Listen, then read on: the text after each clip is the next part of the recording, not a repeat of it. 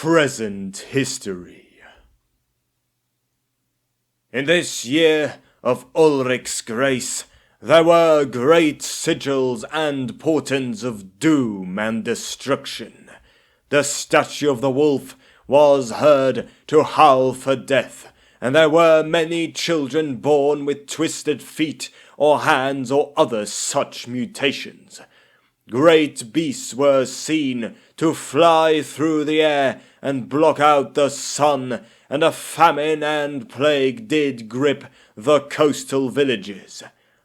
Even as these ails did pass, reavers emerged from the seas with sails of blood and death, and laid waste to a temple and 3 towns upon our coast, killing or enslaving those who did not flee, and plundering what little they could.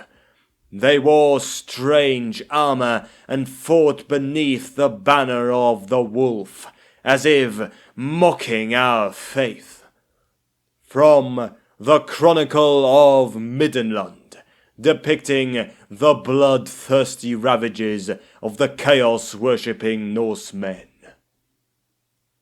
The Norsi thus returned to their ancestral homeland, the barren wastes they now name Norska, and continue to perform their heathen practices, and to bring terror and devastation to the known world.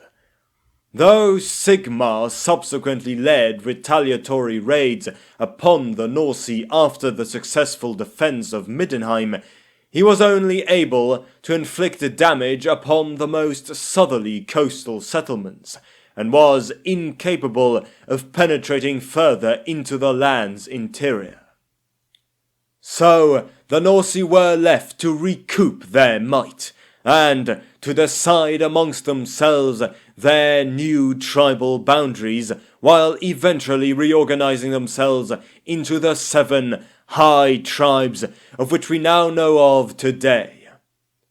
Nonetheless, the Norsi would not suffer Sigmar's depredations lightly. Amongst the many southern tribes the Emperor had put to the sword, one was known as the Talos, one of the many clans that had comprised Cormac Bloodaxe's defeated horde. Their warriors and chieftain, Lord Aetulf, had been slain during the assault of Middenheim. So was this tribe bereaved of protection, with only women, children, and elders left to comprise them. Thus were they easy prey for the raiding fleets of the Empire, and were slaughtered by Sigmar and his vengeful warriors.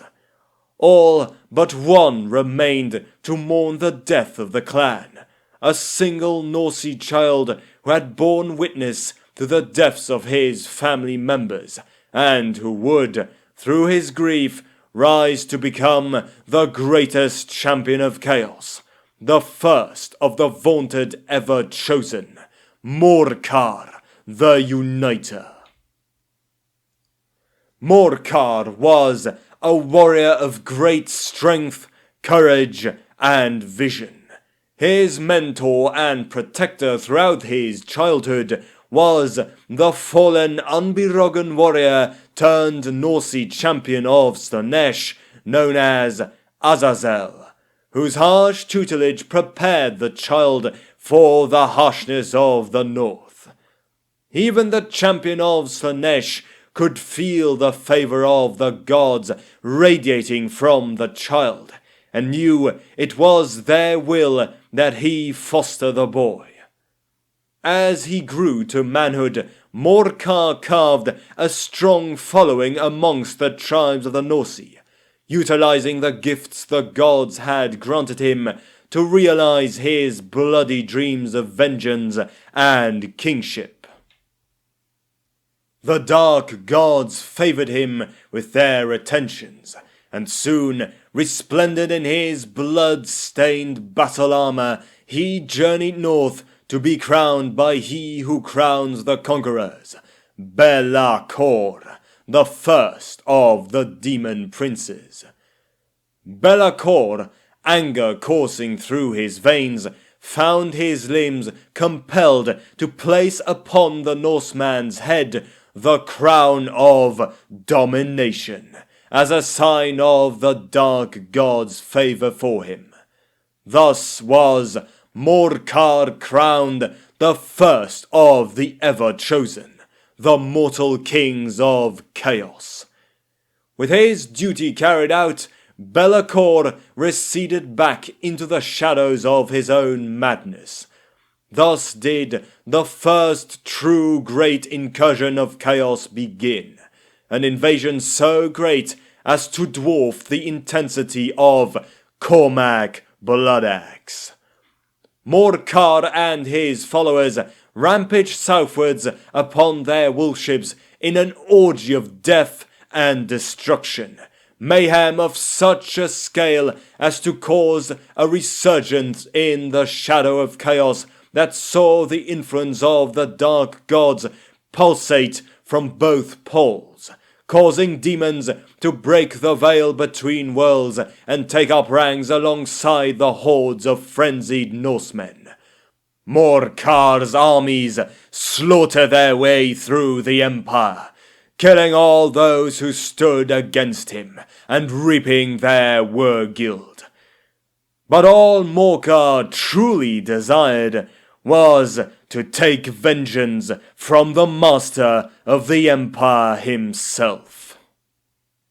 Morkar and Sigmar soon faced each other in battle, the two savage kings crossing axe and hammer in a titanic clash that shook the mountains themselves. For a day and night did the Northman and Emperor duel, seemingly evenly matched.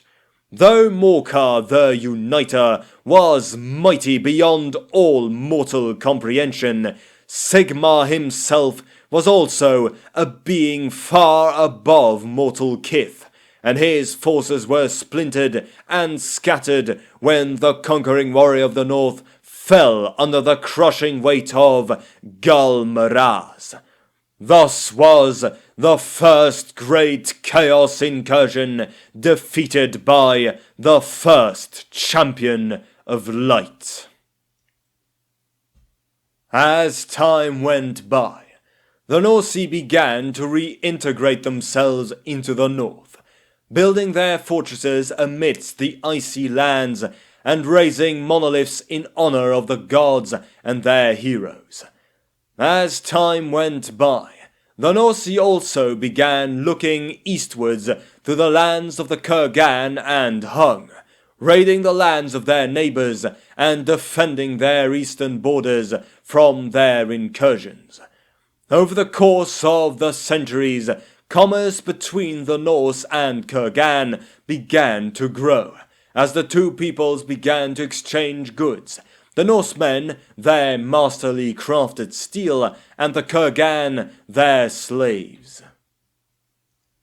Though not particularly close and ever riven by a brutal rivalry, Norse and Kurgan blood nevertheless mixed as the two races began to interbreed, a result of stealing each other's wives on their countless mutual raids.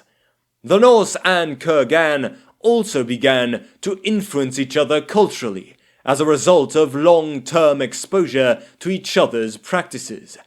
Added into this was a corrupted race of men reckoned to have been kinsmen to the humans who were mutated into the very first of the beastmen, whose blood would also mix with that of the mighty Norsi.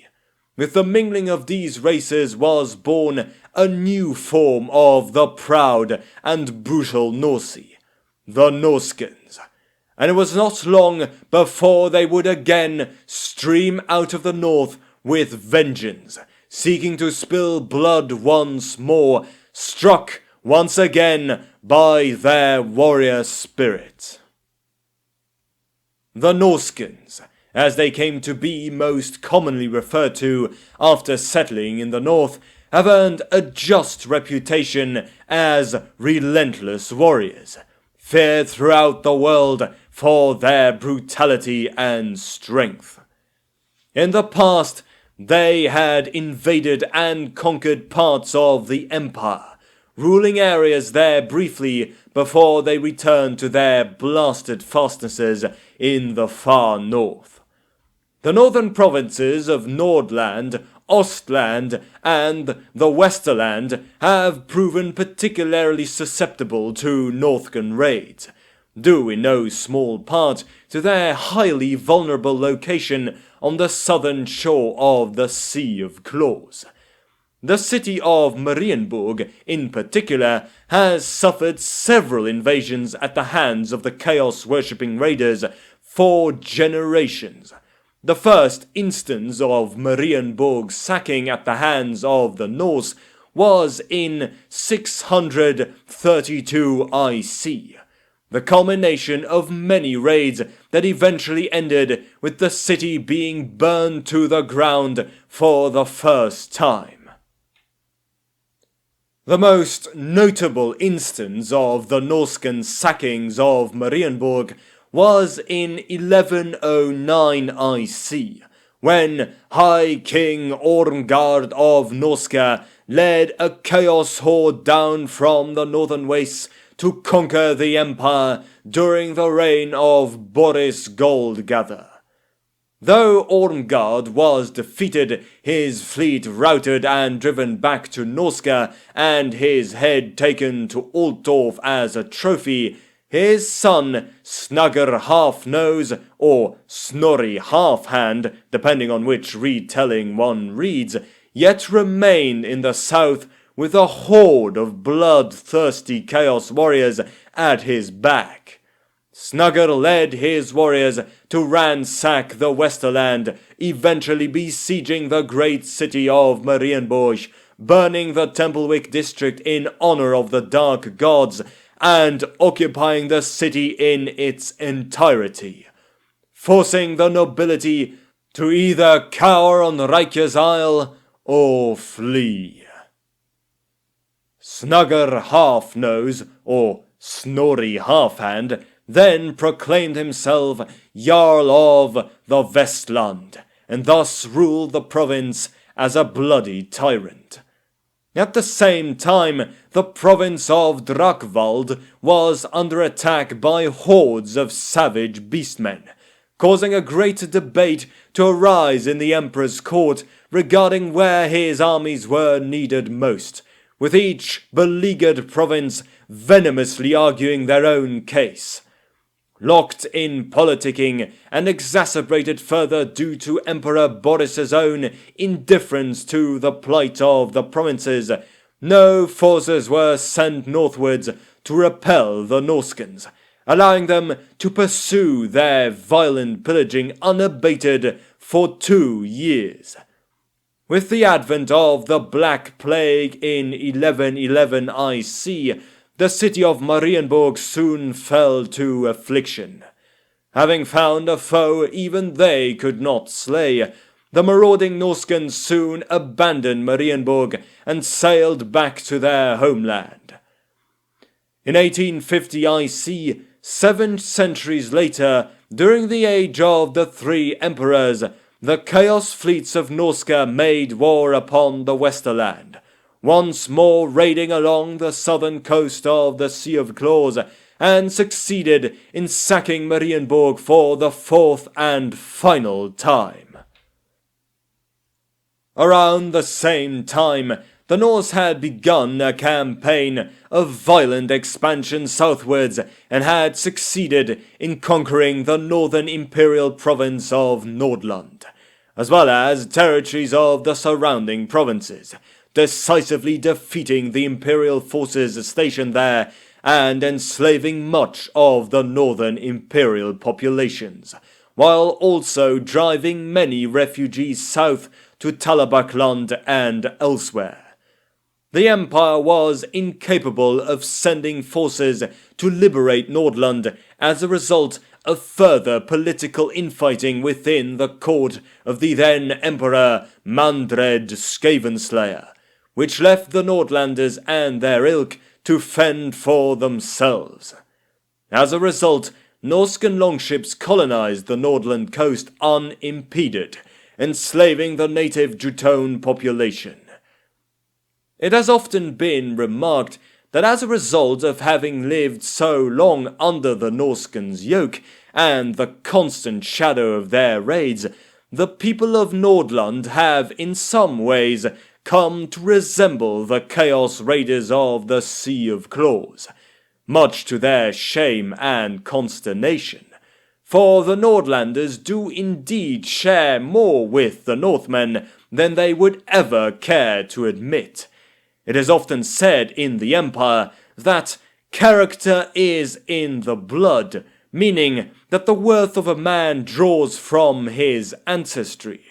As a result, Nordlanders are often held in some suspicion by their fellow Imperials, and seen by some as only one bad day away from turning into the savage barbarians of the North.